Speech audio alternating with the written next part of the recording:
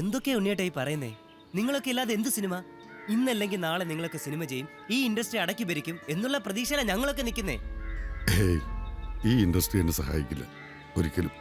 ഇത്രയും നാളെ നിർമ്മാതാവിനെ തല്ലി സംവിധായകനെന്നായിരുന്നു. ഇപ്പൊ പുതിയ ചാർജ് കൂടി വന്നു. ഷൂട്ടിങ്ങിടയിൽ നിർമ്മാതാവ് കൊല്ലപ്പെട്ട ചിത്രത്തിന്റെ സംവിധായകൻ. ഇത്രയൊക്കെ പോരെ ഒരാൾ ഒഴിവാക്കാൻ?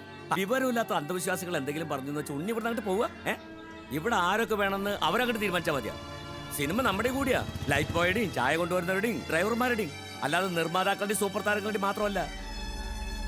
ഉണ്ണി ഇവിടുന്ന് എവിടേക്കും പോകരുത്, ഞങ്ങൾ സഹായിക്കാം. അതെ, അസിസ്റ്റന്റ് ക്യാമറാമാനായി എന്നെ ഇൻഡസ്ട്രിയിൽ കൊണ്ടുവന്നത് ഉണ്ണിയേട്ടനാണ്. അതിൽ നിന്ന് കിട്ടിയൊരു സമ്പാദ്യം എന്റെ കയ്യിലുണ്ട്. ഉമ്മയ്ക്ക് ഹജ്ജിന് പോകാൻ വെച്ചിരുന്ന ഹജ്ജ് ഇപ്പൊ 8-9 മാസം കഴിഞ്ഞേ ഉള്ളൂ, അല്ലെങ്കിൽ അടുത്ത വർഷം പോവാം. പക്ഷെ ഉണ്ണിയേട്ടന്റെ പണം അതിപ്പം ഒരു പ്രതിഫലം ഇല്ലാതെ ഞങ്ങളുടെയൊക്കെ സേവനം ഉണ്ണിയേട്ടന്റെ സിനിമയ്ക്കുണ്ടാവും, അല്ലേ? അതെ അതെ ഉണ്ണിയേട്ടൻ, എന്റെ കയ്യിൽ കാശൊന്നും ഉണ്ടാവില്ല.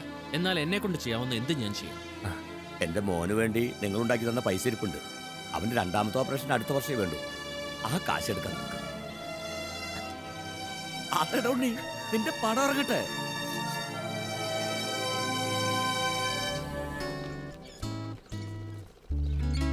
Okay, cut it. Nice of.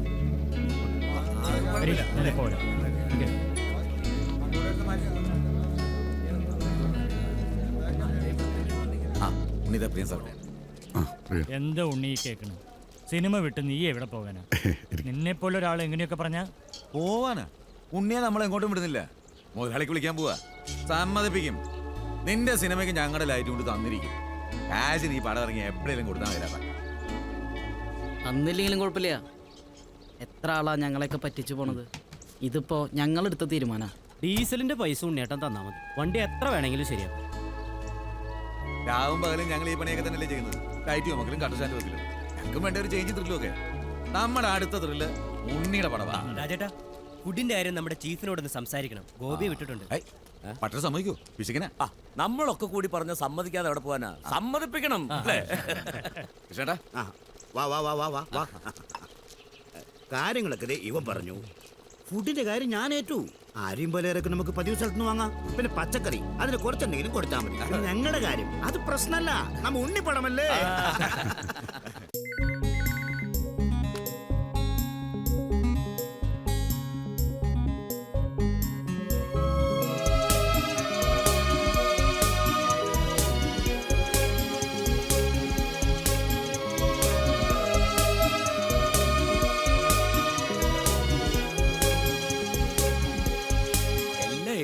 നമ്മൾ ഒന്നിച്ച് ചെന്ന് പറഞ്ഞാൽ കാശൊക്കെ കുറയ്ക്കും. പിന്നെ എന്നാലും നമുക്കൊരു മിനിമം വേണം. അമൽ സാർ തന്നെയല്ലേ ആർട്ടിസ്റ്റ്? പിന്നെ അമല പോണേലും റെഡിയാ. അയക്ക് നല്ല സാറ്റലൈറ്റ് ഉള്ളത് കേട്ടോ. എന്നാലും രാജേട്ടൻ പറഞ്ഞ പോലെ ഒരു 10 ലക്ഷമെങ്കിലും വേണ്ടി വരും. 10 ലക്ഷം അല്ലേ? അതിന് എന്റെ ജോലിയുടെ സെക്യൂരിറ്റി കൊടുക്കാം. പക്ഷെ പലിശ ഭീകരാ. ഒരായുസ് മുഴുവൻ പണിയെടുത്താലും വീട്ടാൻ പറ്റും തോന്നുന്നില്ല. ഈ ലോൺ അടയ്ക്കാൻ ചേച്ചിയുടെ കാശൊന്നും വേണ്ടി വരില്ല. ഉണ്ണിയേട്ടന്റെ സിനിമ കൊണ്ട് തന്നെ വീട്ടിക്കൊള്ളൂ. പിന്നെ ടീച്ചറെ, നിങ്ങൾക്ക് അയാൾ ഭർത്താവായിരിക്കാം, നിങ്ങളുടെ മോന് അച്ഛനും ആയിരിക്കാം. പക്ഷെ സിനിമയുടെ താഴെ തട്ടിലുള്ള ഞങ്ങൾക്ക് അയാൾ ആ സൂപ്പർ സ്റ്റാർ. അല്ലാതെ മോന്തമ്മ ചായ പൂജ മസലം പെരുപ്പിച്ച് നടക്കുന്നവന്മാരല്ല. പിന്നെ വെളിച്ചത്തെടുത്ത് ഇരുട്ടത്ത് കാണിക്കുന്ന ഈ സൂത്രത്തിന് മറ്റൊരു നേരുണ്ടെന്ന് ഞങ്ങൾ അറിയുന്നത് ഉണ്ണിയെ പോലുള്ള ചിലരെ കാണുമ്പോഴാ.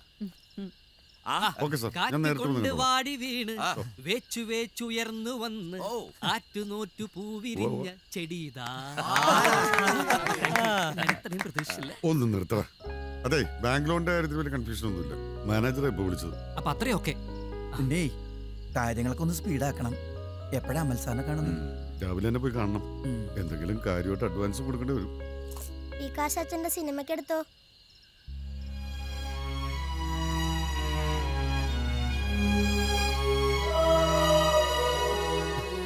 ഉണ്ണിയേട്ടാ, അവ സൈക്കിള് വാങ്ങാൻ കൂട്ടിവെച്ചിരുന്ന കാശാ. ഇത് നമ്മുടെ സിനിമയ്ക്ക് കിട്ടുന്ന ആദ്യത്തെ ഫണ്ടാ. കൈനീട്ടം. സന്തോഷമായിട്ട് വാങ്ങി. വാങ്ങിച്ച ഉണ്ണിയേട്ടാ? വാങ്ങിക്കുണ്ണി.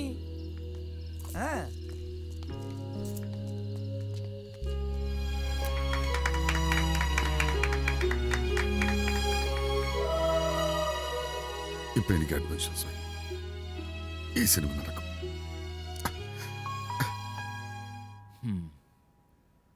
അപ്പൊ അങ്ങനെയാണ് കാര്യങ്ങൾ. കൃത്യമായൊരു പ്രൊഡ്യൂസർ ഇല്ല. ഞാൻ പറഞ്ഞില്ലേ, അവരുടെയൊക്കെ സഹകരണത്തോടെ പിന്നെ മറ്റു ചില സോഴ്സ് ഉപയോഗിച്ചിട്ട് ഞാൻ തന്നെ ഇത് കോർഡിനേറ്റ് ചെയ്യുന്നു.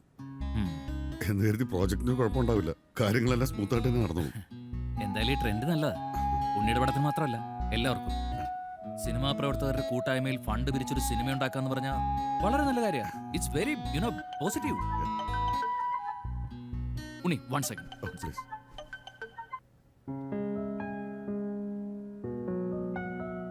ആയിക്കോട്ടെ. എടോ, താൻ എങ്ങനെയെങ്കിലും ആ ഉണ്ണി ഇവിടെ നിന്ന് പറഞ്ഞു വിട്. ഇതൊന്നും നേരെ ചൊവ്വ പോണ കേസല്ല. മര്യാദയ്ക്ക് പ്രൊഡ്യൂസർ ഉണ്ടായിട്ട് ഇവിടെ ശരിക്കും പൈസ കിട്ടുന്നില്ല. ആവേശത്തിന് പറയാം അവരെ ട്രെൻഡ് മറ്റോ മറിച്ചെന്നൊക്കെ. സാർ, ഇതിലൊരു അവാർഡിന് ചാൻസ് ഉണ്ട്. ഒന്നെങ്കിലും വേണ്ടേ സാർ? പടം പൂർത്തിയായിട്ട് വേണ്ട അവാർഡ് കിട്ടാൻ. ഒന്ന് പറഞ്ഞുവിട്. അയ്യാളില്ലെങ്കിൽ പോട്ടുണ്ണി. ആരാ ഈ അമല്? ഞങ്ങളുടെയൊക്കെ വേറെ പോണ്ട അവനൊക്കെ അവിടെ ആളായത്. ഞങ്ങൾ അടിസ്ഥാന പോകുന്ന പണി മുടക്കാനുണ്ടല്ലോ, അവനൊക്കെ വീട്ടിരിക്കത്തേ ഉള്ളൂ. പോട്ടെന്നേ, ഉണ്ണിയേട്ടന്റെ പടത്തിൽ അഭിനയിക്കാനുള്ള യോഗ അയാൾക്കില്ലാന്ന് വിചാരിച്ചാൽ അത് താ. എന്നാലും നമ്മളൊക്കെ എടുക്കാൻ പോകുന്ന സിനിമ എന്ന് കേട്ടപ്പോ അവന്മാർക്കൊക്കെ ഒരു പുജ്ഞം. പൂർത്തിയാക്കുമെന്ന് സംശയം. പൂർത്തിയാക്കും, വിജയിപ്പിക്കും. അവന്മാരൊക്കെ ഒന്ന് കാണട്ടെ. നായകൻ പിന്മാറിയ നിലയ്ക്ക് ഇനി ഒന്നേം തുടങ്ങണം. ഉണ്ണിയേട്ടാ, നമുക്ക് ആ ഹരിശങ്കറിനെ വെച്ചൊന്ന് ആലോചിച്ചാലോ?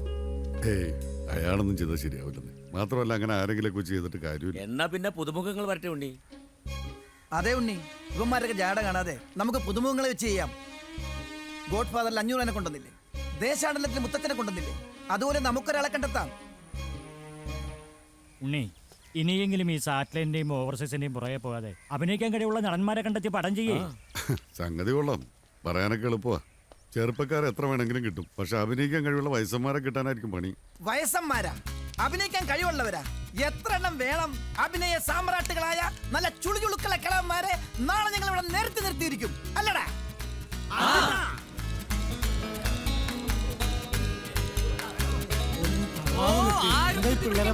നാളത്തെ സൂപ്പർ സ്റ്റാർ നിങ്ങൾക്ക് ആർക്ക് വേണമെങ്കിലും ആവാം. എനിക്ക് പോവാൻ സമയമായി.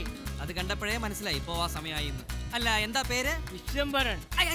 പിച്ചമ്പരൻ. പേര് വളരെ മോശം. സെലക്ട് ചെയ്യപ്പെടുകയാണെങ്കിൽ പ്രേം വിശ്വം എന്നാക്കും. എന്താ, സമ്മതമാണോ? സമ്മതമാ. ഓക്കെ, എന്നാ ചെന്നോളൂ.